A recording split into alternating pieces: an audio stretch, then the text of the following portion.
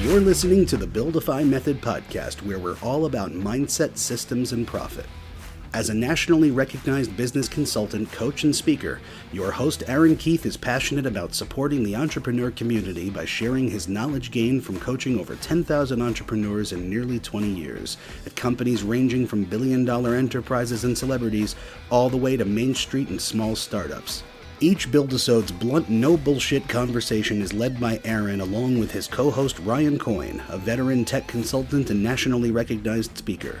Each week, Aaron and Ryan deconstruct mental and physical aspects of the topics that challenge all successful entrepreneurs, while also providing coaching, insight, and specific advice on distinctions that affect all growth-minded entrepreneurs. So listen up. It's time to work on your business, not just in your business.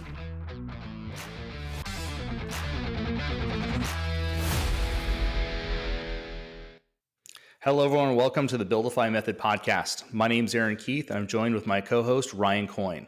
We are so excited about jumping into this material today. We've been waiting for months and months and months to record this. Thank you, Aaron. Yes, today's Build-isode is about the brain science of marketing and sales. This is a topic that is rarely discussed, that the public doesn't hear about. The group that it is used on every single second of their day interacting with companies and brands of all kinds. It's whispered about by gurus, talked about backstage at conferences, and yet most people aren't aware that it even exists. So true. So there's a total of 5 stages that the human brain moves through when it's buying something. And when I say buying something, I don't just mean in your business. I mean in all areas of life. The shirt that you're wearing right now, someone applied these stages to you, which had you or impacted you in the buying process or the choice to choose that shirt over another shirt.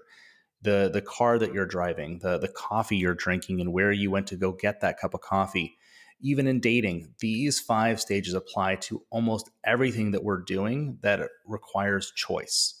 So it's really amazing to look at this, obviously from a business perspective, because we own businesses, but you can also look and see where this is being applied to you or where you want to apply this in building relationships at a party or in an event, when you're on stage talking or when you're interacting with your staff. These stages apply to almost everything in life. So this is really powerful. So we're excited for you to take notes, get yourself into a spot where you can write down some notes and jot things down. I really encourage you, Ryan and I encourage you to, when you're done with this Build-isode, talk with your staff about this, talk with your sales team, talk to other fellow entrepreneurs and banter with this, really start to learn about this. And how we learn often is really engaging with another person and sharing what we're seeing and having that conversation with each one of these stages and phases. That banter, that interaction is going to help you integrate this information into your own life, and you'll be sharing really valuable information with your friends and colleagues. So let's dive on in. So Aaron, you said that there are 5 stages the brain moves through when it buys something, right? Now, we talked about this, prior to putting the episode together. The first 2 stages apply to marketing, and the remaining 3 stages apply to sales. Correct. So can you take us through stage 1 of that, please? Sure. Stage 1, everybody. So this is what you want to write down. Stage 1 is this credible? Their brain is trying to figure out, is this credible? That means, are you credible? Is your company credible? Is your product or service credible? So let's dive into the formula for this stage. So each stage is going to have a formula, and how you insert or deliver the stage. So in this stage, when you're starting to interact with a person, so at this stage, they're a lead, and the person's trying to understand, are you credible? Is the company that you're with or that you own credible? Is the product or service that you're wanting to talk to me about credible? The other aspect of this is you have to look at all aspects of the business, because that's what they're looking at. They're trying to understand, are you credible? So what does that look like? How you dress has an impact on your credibility. Your eye contact has an impact on your credibility. How you speak, how you're carrying yourself, your company's branding, your social media presence, your website, your collateral material. All of these different things are pointing to, are you credible or not credible? You have a horrible website, it's going to diminish your credibility. You show up to a sales meeting or a marketing meeting with a prospective client and you're wearing flip-flops and torn jeans, it's going to erode your credibility. So everything that you're doing, saying, all the different aspects of your company's collateral material and presence all formulate and correlate together to showcase to this potential person they are either credible or they're not. So that's an interesting breakdown of what are the different factors that somebody's kind of sizing you up and sizing your business up about through that first stage, right? Right. So you don't want to necessarily be broadcasting inauthenticity of each of those things either, right? If I'm going to show up to a Zoom call wearing a tuxedo, that's a little too far, right? Right. So the authenticity, which we've covered in a previous Build-isode, is something that you also want to make sure is coming through in those things. With that said, what's the impact of that first stage? Like, what happens if it's something that you flub? Yeah, the impact is really, really specific here. With this phase, it's very specific. So here's what we're trying to do. If the person thinks that you're credible, they will listen to you and accept what you're saying is true and accurate. If they can't tell if you're credible, they'll judge and evaluate you, which we don't want, right? Someone's going to judge and evaluate you means they're assessing what you're saying. Like, I don't know, is that true? Is that accurate? Do I believe this person? So at this phase, if we haven't done a really good job creating your credibility, they're judging and evaluating you, which means they're not tracking necessarily with what you're saying. So you're trying to move them through a sales process and they're like hemming and hawing and kind of following you, but they're judging you. On the other end of this, if you've created your credibility well, they've now accepted what you're saying is true and accurate. They're believing you. So they start to move with you faster and in a more engaged manner through your sales process. So it's a really big distinction here, really big difference if you can get your credibility across. So what's the marketing application for that? Like you've got to be incorporating that. Oh my gosh. Yeah, there's so much application here. The application on this phase or this stage one, is pretty significant. And it spans a lot of different things. So Ryan, you've seen this with all the companies that you work with over the years. You actually see this sometimes more than I do. It could be their website. It could be their collateral material. It could be how organized the business is in moving a prospective client through the process. I mean, you've worked for companies, you've been on the other side of these companies, but you work with a lot of startups where you see people that they're just not organized, right? The staffing, the systems and processes are not organized. So as they're bringing prospective clients through the process, this client's like, wow, this company seems unorganized and a little disshuffled, Yeah, and I it call them erodes. undermining factors. Undermining factors are the things that just erode away and take away. Like you can start so high, you can have an awesome product, you can have awesome people, but those are the kinds of things that just start chopping down the tree unnecessarily. Absolutely. And that's what credibility is. Is this person credible? Is this company credible? Is their product or service credible? You might have, like you said, the best product or service in the country, but your process is a little janky and it starts to undermine it immediately. So here's what we recommend at this stage. If you really want to get your first stage in place in your corporation, you got to look at everything at once. Look at how everyone's dressed. Look at how everyone in your organization is speaking to potential customers. Look at how they're carrying themselves. Look at their social media, your social media presence or their social media presence. Look at all your collateral material. Look at the website. So what I have a lot of companies do, Ryan, I'm sure you've done this too. You actually get everyone into a boardroom. You open up a laptop. You put the website of your company up on the laptop. You lay out all your collateral material across the whole boardroom, and everybody goes piece by piece and says, "All right, is our collateral material even cohesive? Is credibility being infused into this, into all of our aspects?" And to see, there's a lot of companies that come across, especially as small business owners, it's not. The website looks one way, the collateral material has a totally different color palette, it's not cohesive, and people just don't know how to speak. That's one of the biggest things that I run into. People just do not know how to speak. Or they have too many cooks in the kitchen. Mm-hmm. You know, I recommend to a lot of people, and we've discussed this before too. It's important to anoint the different members of your team that are clearly better than the rest of them to be the final decision or the final say, and to not bring every single thing up to a party vote. Right. You know, Now, the last point that I want to bring up in this stage, and so after you've looked at your collateral material, you've looked at how everyone is conducting themselves in your systems and processes. And this is a really big one for everybody to write down. Know your credibility points. Memorize your credibility points.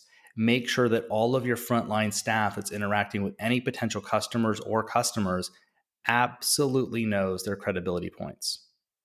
Because when they're talking to a prospective client or a lead, they need to know these are the 4, 5, 6 credibility points. So if that was for me to give everyone an example, how many years I've been in business? I've been in business for over 20 years. I've coached over 10,000 companies, worked from billion-dollar companies all the way down to small startups. I know all my credibility points wrote. Like I know it like the minute I wake up in the morning. You need to make sure that you have a piece of paper that is in your manual that all of your staff has memorized, and they know it like it's their own. They know those credibility points. That's so important. All right, so let's move into the next phase. And remember, phase two is also involved in marketing, right? So tell us more about stage two. Yeah. So in this phase, a person's brain's trying to figure out, how does what you do, your product, your service, apply to me? So the title of phase two or stage two is, how does this apply to me? The human brain is trying to figure out, how does your product, your service, your business, how does it apply to me in my life? And if they don't figure this out, they're not going to engage with us. So it's really critical that we know how to nail this one. So what's the formula for stage two that we can follow and break down? It's a really good question. So in this one, it's a little bit more systematic. So we want to make sure that at this stage, you have a sales process that specifically gathers the potential client or the lead's goals, challenges, and concerns. This is mandatory at this phase. We need this information. This information is clutch in moving through the rest of the phases. So again, you have to have a system or a process for gathering from the client or the potential client, the lead, what are your goals? What are your challenges? What are your concerns? What's important to you? We have to get this information. Next, we need to reinforce to them that our product, our service, our company has the ability to make a difference in that area. We have the capability of getting them the results that they're looking for. So at this phase, their brain is hungry for, how does this apply to me and my goals? So we have to show them, here's how our product, our service applies to their goals. Here's how our product or service applies to their challenges, their concerns. When they see that correlation, they stay engaged in our process. They want to learn more. So then here's what happens next. This is a really important part of our formula, and you guys want to write this down. We need to know what your differentiations are. As a business owner, what are the things that make us different than other products on the market, other services on the market, our competitors? What are differentiating points? So we have to be very clear, very crisp, and deliver to them, here's how we're different.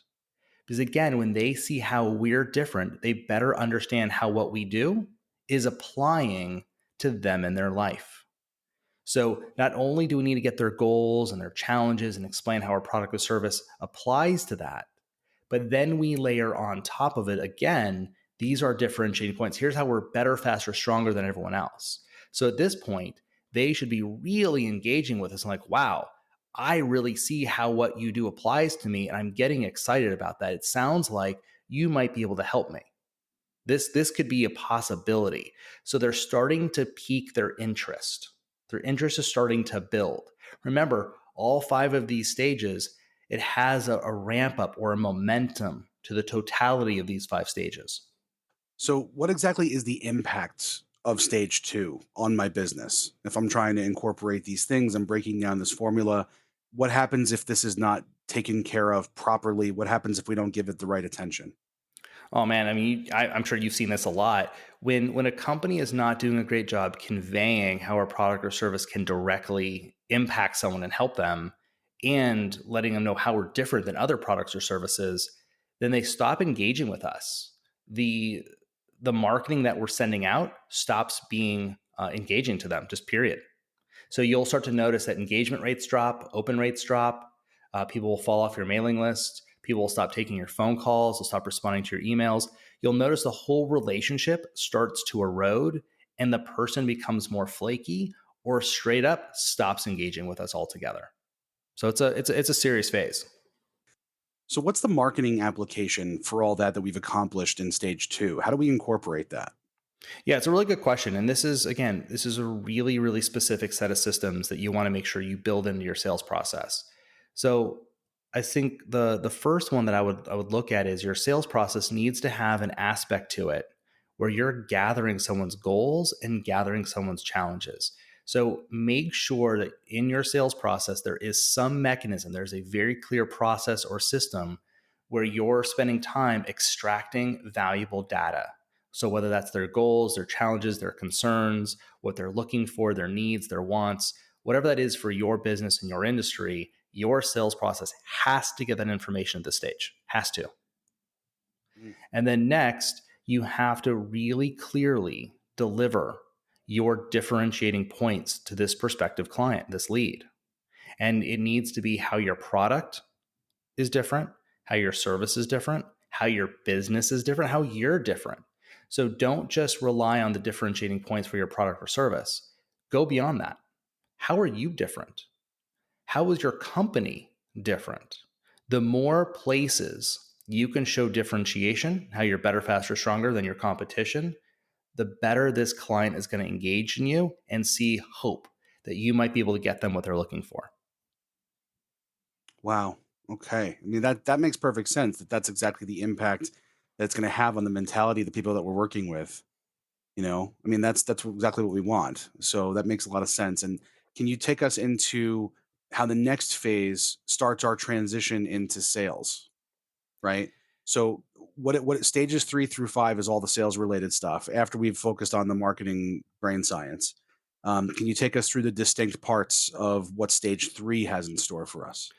Absolutely, Ryan. And this is a really big one. I'd love for you to kind of weigh in on this as we go through this as well to hear, because you're really good at language. You're very good at understanding the behavioral science and the brain science that's in emails, that's in conversations, that's in how things are presented to people. And this phase or this stage is all about that. So everybody who's listening to this, you got to really perk your ears for this one. Stage 3 is the crescendo of this whole conversation, right? So stage 1 and stage 2 are marketing. Stage 3, 4, and 5 move into sales. And since stage 3 is the crescendo of this whole conversation, it's really complicated. There's a lot of moving parts to this one. So just make sure you're taking really good notes. So the first thing I want to say about this stage is it has two distinct parts. It's not linear. It's not part 1, part 2. There's just two parts. So you don't have to do part 1 first, part 2 second. You want to do them in tandem. Think of it as a synergistic stage. Both of these things are happening simultaneously together. They're interacting with each other in the same chunk of time. So in stage 3, part 1 that we're going to cover is this worth it? The human brain's trying to figure out is this worth it? Is it worth it to me? Is it worth it to my company? Is this worth it? Is it worth the time, the hassle, the inconvenience? Is it worth the money? That's what the brain's trying to figure out. Now, part 2, what results am I going to get? They're trying to understand what results am I going to get if I engage with this product or service. So let's go through these separately. So the first one I want to do is this worth it? So again, the person's trying to understand, like, is this worth my time, my energy, the hassle? You as the person delivering this or your sales team have to nail this piece. It has to be very, very clear. Now let's look at how do we nail this piece? How we do it is through impact.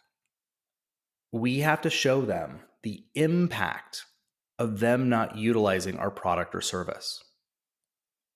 How I like to do this is starting actually with their goals and challenges. So that's why this is all building up. In our last stage, we dealt with extracting their goals, their challenges, their concerns, and whatnot.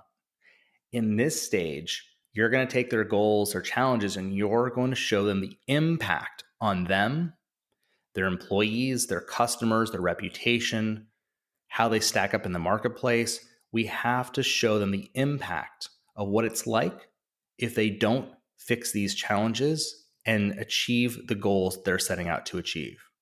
So this is a brutal stage. This is where some people get really caught up, Ryan. They're not pushing hard enough. They're being too nice at this stage. You need the person bleeding on the floor, so to speak. You're kind of kicking them here. You're making them feel the pain. Remember, from a behavioral science perspective, if someone doesn't feel the impact, they don't make a state change in their life. They'll keep on keeping on because it doesn't sting enough. Yeah, and that's a dangerous thing. I mean, it's something that's really common in the tech industry is selling out of fear, right? Is Mm-hmm. to try to put them into pain that way. I personally like to give the person the comparison of look at, Bob or Jane. Look what happened to Bob or Jane. Don't be Bob or Jane, as opposed to making it a little too close to home. But every business is a little bit different. There's advantages and disadvantages to making people shake in the knees. So can you give a little more context, just even for me? I mean, I'm curious to know what you think about how this applies to that specifically. Can you talk about how to make it where the impact is felt, but we're not necessarily like doom and glooming them? Yeah, there's a line to walk, and generally I like to use statistics versus emotion for me. So I want to show them how if they don't fix these problems, how it's going to end up costing them money, how it's going to cost them their reputation against their competitor in the marketplace. In other words, how their competitor may excel past them in the marketplace. I want to show them how it's going to slow their company down from growing and scaling. Then I want to move on to their goals. And I want to show them by not hitting their goals, how, again, it's going to cost them money, how it's going to cost them missed opportunity, how it's going to cost them a relationship in the marketplace. Sometimes their goals and challenges are actually the same. They're very similar, heads and tails of the same coin. Sometimes they're different, which isn't bad. The point is, if someone has to wake up and move out of their rut and their complacency to go actually make something happen. And for all of us, we're busy, right? All of us are busy. We have so much to do. We know there's certain things that need to be fixed about our businesses, but it's not causing us enough pain to actually spend the time and energy and resources to go fix it. And that's your job as a salesperson, as a CEO, and as someone who's leading a sales team. We have to spend the time to present them to data for them to see like, oh my gosh, look at all the lost opportunity. Look at the impact financially on me. Look at the impact on my staff. Look at the impact of my reputation in the marketplace. For them to get out of complacency. That's what this phase is all about, moving someone out of complacency. Because remember, most of the time, your customer or potential customer already knows this needs to be fixed. They're not naive. They're just That not, makes a lot of sense. they just haven't been willing to fix it yet. So in this stage, one other thing that has to be reinforced is that you want to reinforce that you have the ability to help them fix their challenges and get them to their goal. This is really important, everybody. You got to write this down. People have to feel like you understand what they need. They have to feel like you're getting them, like you get their challenge, you get their goal, and that you have the capability and the understanding of how to fix those challenges and get them to their goals. So many people think this is obvious. It's not. You have to verbally tell someone and explain, here's how I understand your challenges. Here's how I understand your goals. And here's our ability to fix these challenges. Here's what we've done for other clients to fix these challenges and get people to their goals. They have to feel like you have the understanding and the capability. Because again, if they don't trust you, if they don't trust that you actually know how to do this and you've done it before, they're going to be a little bit leery and they're not going to move into the next phase. We've covered part one of stage three. Now moving on to part two, which is what are the results you'll get? We've already determined this is worth it. We know that, okay? Mhm. And how to make people feel this is worth it. But in terms of what results somebody will get, can you take us through the formula of part two now of stage three? Yeah, again, this is a very direct, very obvious stage, but we have to make sure we nail it. So, our job with what results am I going to get is to clearly and powerfully explain to them Here's the results, like the positive impact that you're going to get by utilizing our product or service. So our product or service is going to positively impact your goals this way. Our product or service is going to positively impact your challenges this way. We have to show them what's possible, right? So let's see if I can say this in a succinct way. What's happening here is we're first showing them the impact. Here's all the negative that's going to happen if you don't hit your goals and you don't fix these challenges. Then in the same breath, you're going to show them the other side of the coin. And here's the positive that you're going to get when we fix these challenges. Here's the positive you're going to get when we get you to your goal. Comparing and contrasting the negative of what could happen if they don't with the positive of what they will get when they do. That mashup causes a crescendo. It causes someone's brain to move to the tipping point of, wow, I want to fix this. I see a possibility here. I see an opportunity to move forward with your product or service that's going to get me what I want. They can see the opportunity, and that's the crescendo. So when Right, you're like at this specific thing facilitates something else that I'm trying to do. Aha, like that kind of moment. exactly, because remember, everybody, phase 3 has 2 parts. Is it worth it? And what results am I going to get? And remember, like I'm saying, though I'm teaching this to you in a linear fashion, these 2 things are happening simultaneously together in the conversation. So if I was having this conversation with Ryan about, buying a new computer, we would be talking about, here's the impact that your old computer is going to have if we don't fix it, and you could lose data. Here's, you want to have a goal of being able to do this, this, and this. Well, this won't do it. And at the same time, this new computer is going to provide this. This new computer is going to get you here. It's going to solve those problems. It's going to get you these goals. So by, in one conversation, succinctly talking about the positives against the negative impacts, that mashup causes someone to peak, and they become really open to suggestion. They become really open to what's possible. And that's the opportunity. That's really powerful. So now that you've gotten us there, what's the impact of stage 3? Okay, so we're talking about incorporating these 2 distinct parts the right way, and what's the impact of that having if we succeed or if we fail to convey these things properly? Man, this becomes the missed opportunity. If we don't nail this one, the conversation erodes pretty quick because you missed the timing. This is a very energetic phase where there's clearly an opportunity or not. And if you miss this, the conversation starts to erode. Another way that you're missing this phase, people start asking you questions. People will start asking you all kinds of questions. If you're getting peppered with questions, it's a clear sign you did not do this phase correctly. Here's the problem. If someone starts asking you a lot of questions at this stage of your sales process, what's happening is they're losing faith and trust in your product or service, whether it's the credibility of it, whether it's the capability. Like, your product or service is not going to get me what I'm looking for.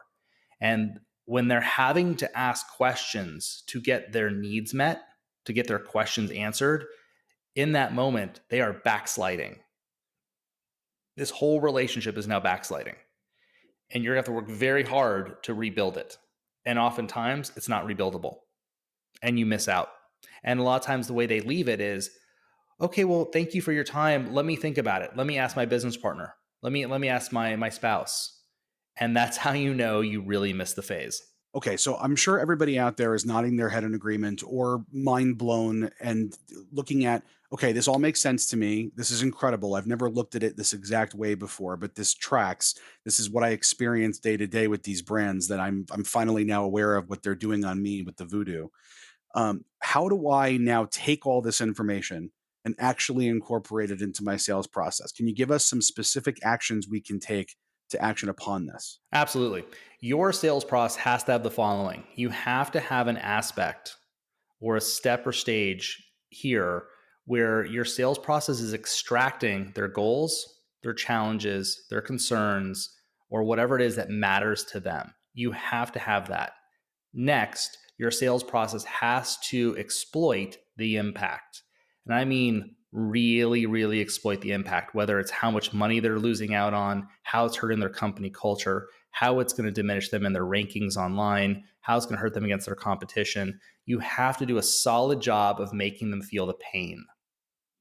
Next, it's showing them the possibility of what we could get them. What is your product or service going to get them as far as results? And you have to, again, clearly lay out these are the results you would get by utilizing our product or service. Here's how our product or service is going to fix your challenges, fix and get you to those goals. And again, you have to reinforce everybody. Your sales process must reinforce that we are capable as a company, our product or service is capable of fixing these challenges and getting you to these goals. You have to reinforce that at this stage because they're putting their faith and trust into your product or service or your company or you, that it's possible. So by mashing all that up, people then become open and you'll feel that there is a peak or heightened aspect to the conversation. And naturally, it usually moves you into the next phase automatically.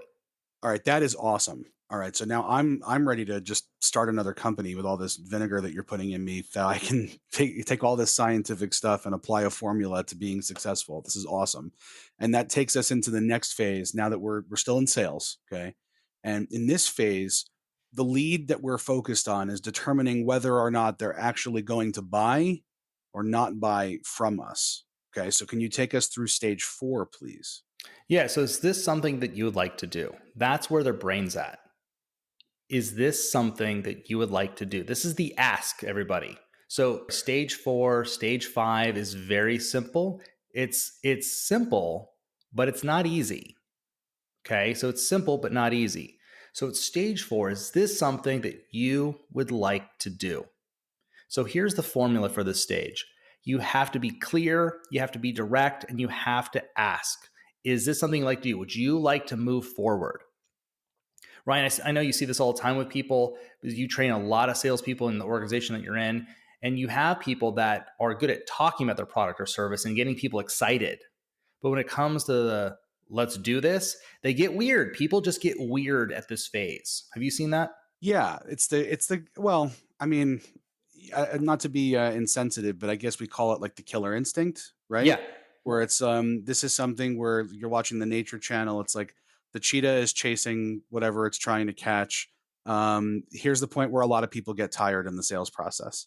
Correct. They're not willing to take that last little leap to catch what they're trying to go after.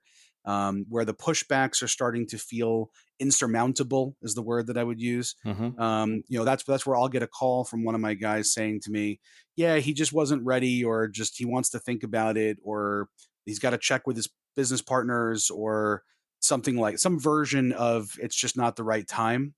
And I know that there was a breakdown in this specific process. Exactly. So this is the thing with this stage, everybody. Like I said, in stage 3, the stage right before this, you're going to feel, you'll be able to hear in people's tone, in their pitch, in their energy level, you're going to feel a peak. And that's the opening for action. That naturally moves us into stage 4. And you have to be able to be very present. So here's the formula. Be present. You have to be really present to how someone's acting with you. What are they saying?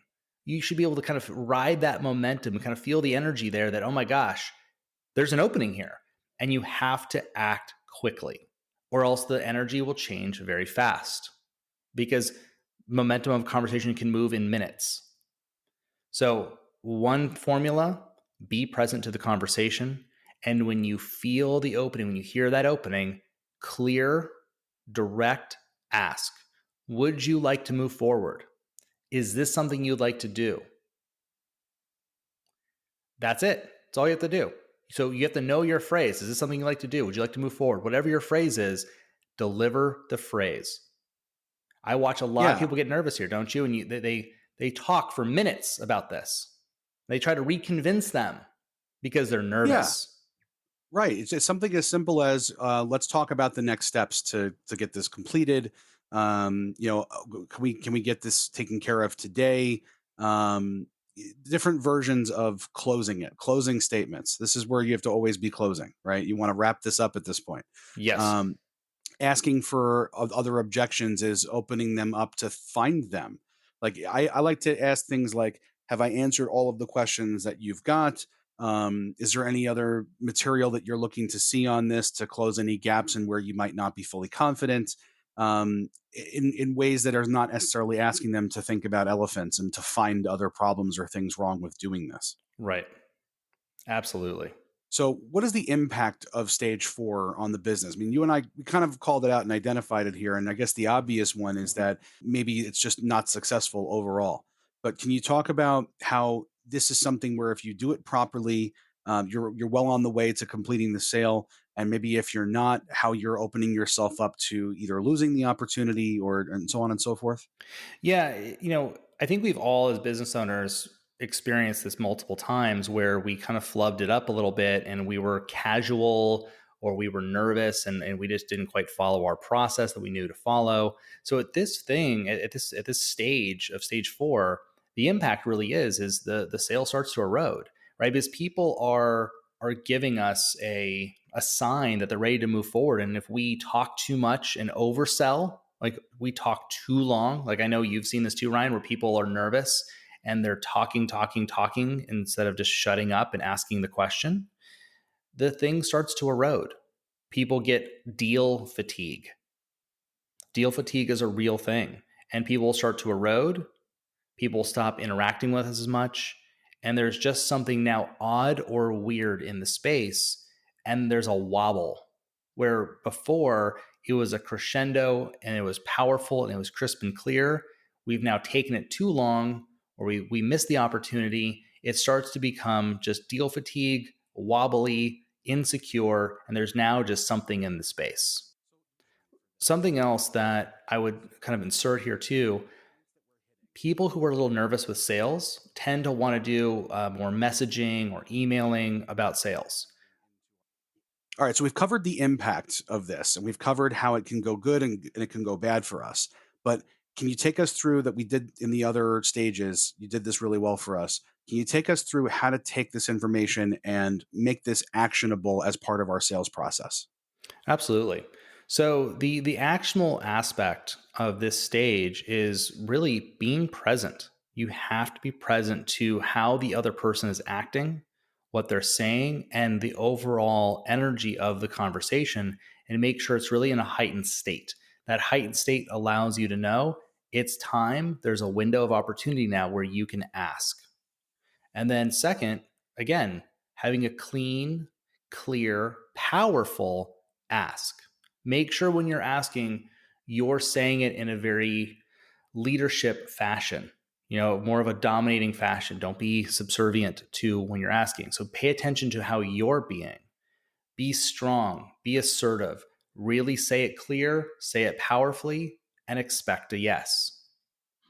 All right, so thank you so much for that. We're going to move into the next phase. So we're still in the sales phase, okay? And in this phase, the lead is determining if they are going to buy or not buy from us still. However, now we're moving into stage 5, which is this is the final piece of the puzzle here. The final piece, okay? This is the close. This is the kill. Yep. Stage 5 is the signed contract and the exchange of money. Can you take us through that? Absolutely. Again, stage four, stage five is relatively simple, but not easy. So what's happening at this thing is that there's two distinct pieces here. We have to get a signed contract and we have to collect payment. A sale is not done until something has been inked and money has been exchanged. So it's absolutely critical at this stage that you have an aspect to your sales process. And that aspect has very clear by whens that someone must return the contract signed and must execute payment with you. And the formula here is you have to move promptly. Okay. Just like phase four, stage five also has timing to it. So you have to be very aware of timing. If someone says yes and they verbally committed, which is just verbal, doesn't mean anything. If someone's verbally committed, there is a window of time to get them that contract and get it signed and get back to you. There's a window of time you have to receive payment because nothing is real until both of those things have been executed. So what happens with a lot of people is they get excited, they closed it verbally, and they lag, they delay on getting the contract out and the contract back. They don't have a system for getting contracts back on time. They don't have a system for getting payments in on time. So the longer you go from the verbal yes to actually receiving contract and payment, that window of time erodes the sale. So let's talk about the impact here, because it naturally happens. As you drag this out, or as there's a time lapse or a time gap between the verbal yes and actually receiving everything, people become more flaky. They stop interacting with you. They start to second guess what they're doing. Because remember, they're not present to the impact. They're not present to what they could get out of this product or service. So now that they verbally said yes, those thoughts, those memories start to slip and fade. And the complacency that was originally there arises again. And you start to see people become a little bit flakier with their agreement. And sometimes they start to negotiate with you. Hey, can we do like 3 months instead of 6 months? What is there any other options on payment? You'll start to notice that problems start to arise, and it's because you took too long. So at this phase, it's really, really critical that your sales process has a mechanism that says by when to get this contract back, by when to get the payment in. That helps solidify this phase. All right, so let's move into the next phase. We're still in the sales phase, okay? And in this phase, the lead is still determining if they're going to buy or not buy from us. But this is the end. This is the closer. This is actually bringing the sales cycle to completion and walking away with a victory on this. So, stage 5 being the signed contract and the exchange of money, or whatever version of that is for your business and your industry, okay? So, Aaron, can you take us through the formula for stage 5? Absolutely. So again, simple, but not easy. This is a very simple phase. In stage 5, the formula is get a signed contract and collect your payment. You have to have an aspect of your sales process, a system. And that system could be a series of emails, it could be how you follow up, but your sales process must manage getting the signed contract promptly, getting payment received promptly. That promptness is clutch. It's absolutely clutch, or people will start to backslide. And just remember, please have clear by when dates that the agreement and the payment is due into you. That's the formula. So, okay, the formula makes perfect sense to me, and I'm sure it does to our listeners. But I can tell that people are probably jumping out of their seat to know what's the impact of this. And then we're going to talk about actionable insights for this as well. But take us through the impact of stage 5. If this isn't done properly, this is a laundry list of things. This is where so many companies and entrepreneurs that we talk to get in trouble for not having navigated this formula properly. Yeah, absolutely. And I think we've all experienced this one too, Ryan. I know I definitely have, especially when I was younger in my career. So when someone gives you a verbal, a lot of entrepreneurs think it's done, it's inked. And that's a huge, huge rookie mistake. Psychologically, until someone has signed their contract and given you money, given you the payment, the sale is definitely not complete. So here's the impact. If you're not prompt about getting your contract back, if you're not prompt about receiving money, then what happens is many times people start to go back on their word. Things start to unravel. People forget about the impact. People forget about what's possible. And that complacency starts to arise and overtake them. And they start to be like, oh, I'll do this later. Maybe in a couple more months, I'll do this. Or they start to renegotiate terms. Hey, can we just do this for 3 months instead of 6? Or is there any other payment terms? Or can we do a smaller package? Things start to unravel. And it undoes all the work that you've done up to this point. So again, you have to be very prompt about the delivery of your contract, very prompt about receiving money, And you always have to put by when dates you want these things back. So that's something that we need to make sure, we're adhering to very strictly, because those by when dates, those dues, understanding things like net terms, understanding things like, what happens if that's not met, setting expectations, which we have covered in previous build-isodes, Mm-hmm. in my opinion, is the biggest thing that helps a business get successful and to have as many clients in that, decade plus club, that Right. pantheon. Like, I'm very proud to have a couple dozen clients that are in the 10-year plus club. And I'm Yes. 34, one of those reasons that I've been able to do that is because you have to focus on making sure people know what to expect and what's coming. I sometimes fight vehemently with my own colleagues about, no, we need to set the expectation for these people early in the process, because they don't know what to ask. We can't surprise them later with different things that we know. We have to make sure that they know the things that they don't know, the questions that to come up, the way that they need to be addressing these things. So, with that in mind, what are the specific actions? What are the specific sales applications for stage 5? How do we incorporate these things into our process? Yeah, great question. So, what I usually recommend here is you have to have pre created emails that usher over your agreement and usher over payment. So that these are pre typed up emails, subject lines that are very, how I'd say, I guess, coaching. They're very stringent. They're directions. They're very much written like directions. Please fill this out. Please sign on these lines.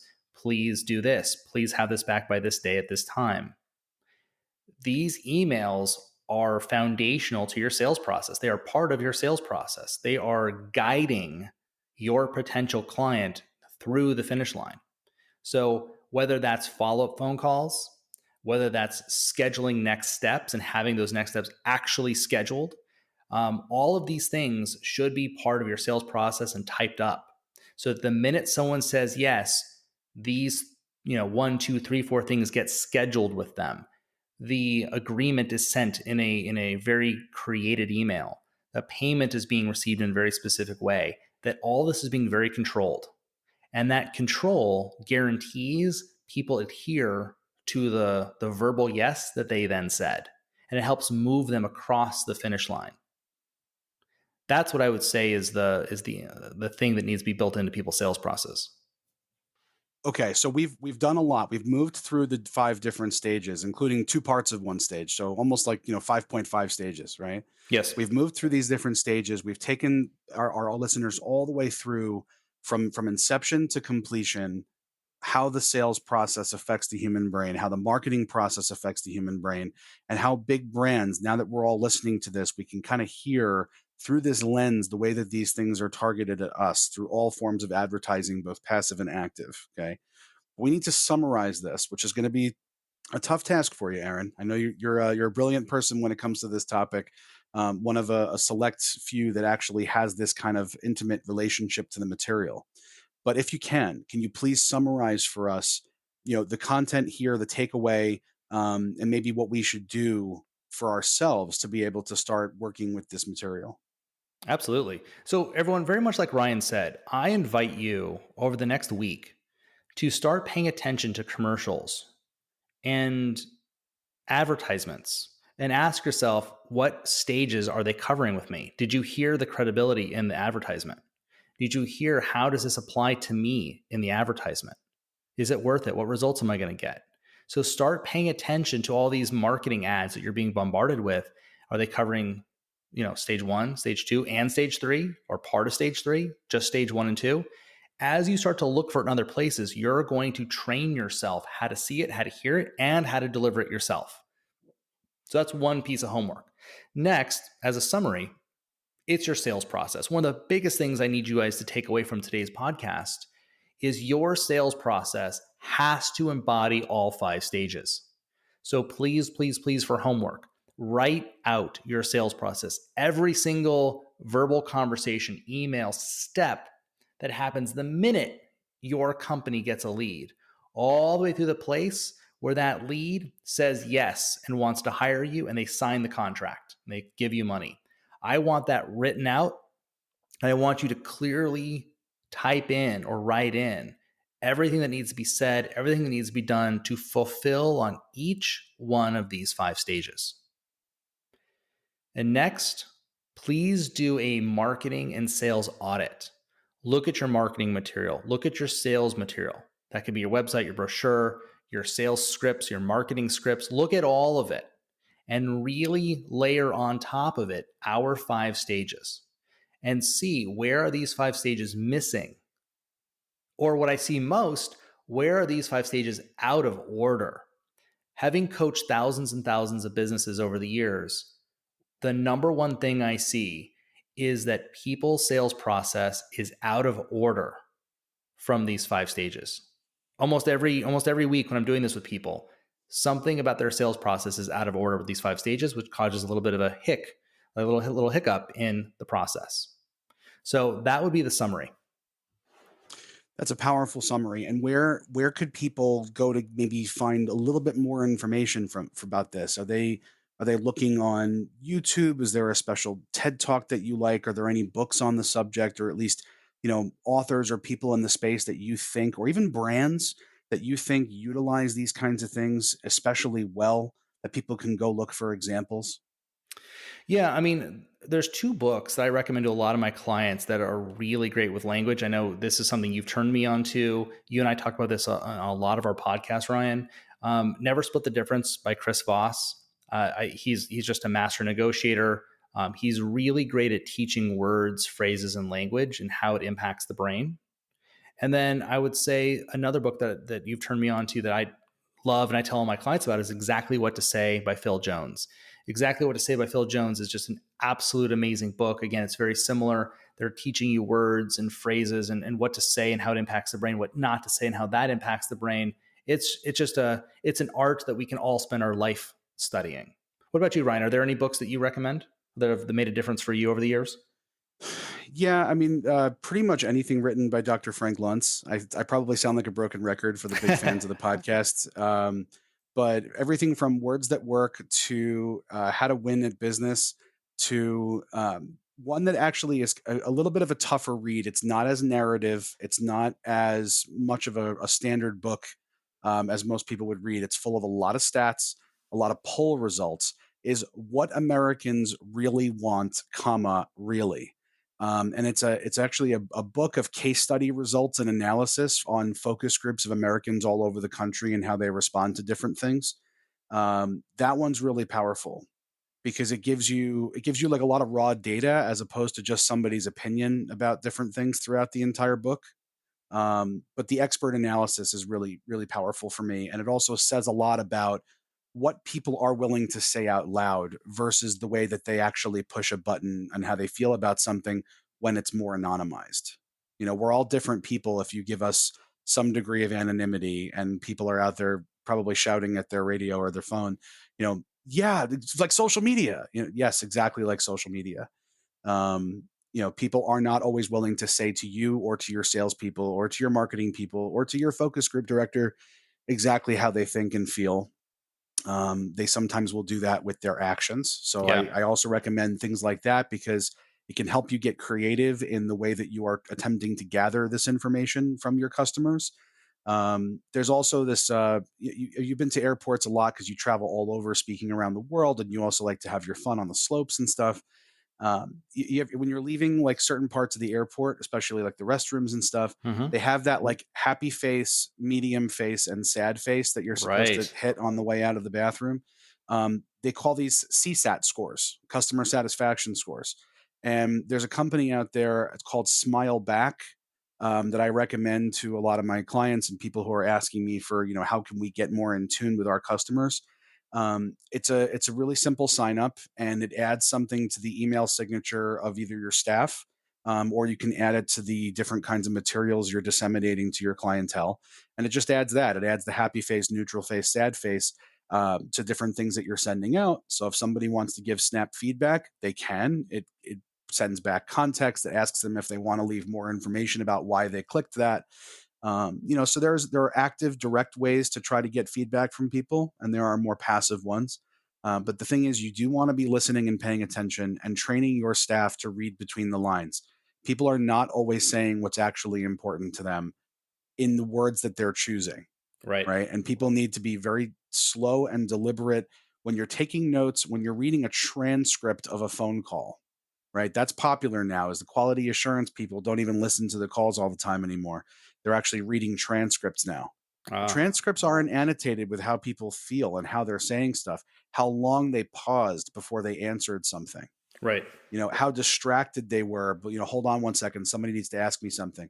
If that's happening a whole bunch of times throughout the call, to me that screams that the person is not as locked in or as interested as they need to be, and I have more work to do.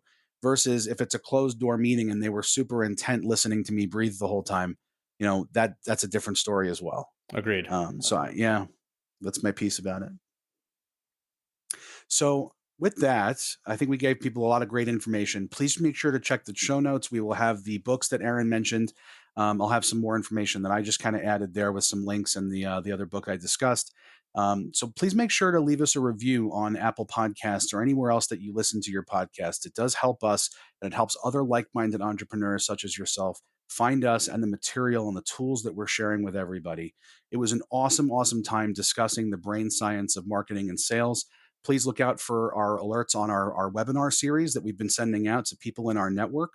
And make sure to be sending us different questions. We like to hear from you. Some of the things that we've gotten from our audience members and from our listeners have not only been thought-provoking, but have actually started to influence our topic research when we're discussing which episodes to do.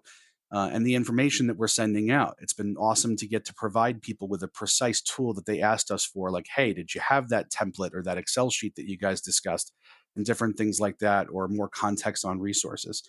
So with that, thank you so much, Aaron, for sharing with us all of this information. It's always a pleasure doing the show with you. And thank you so much to our audience for joining us here on the Build-ify Method podcast. We will talk to you guys very soon.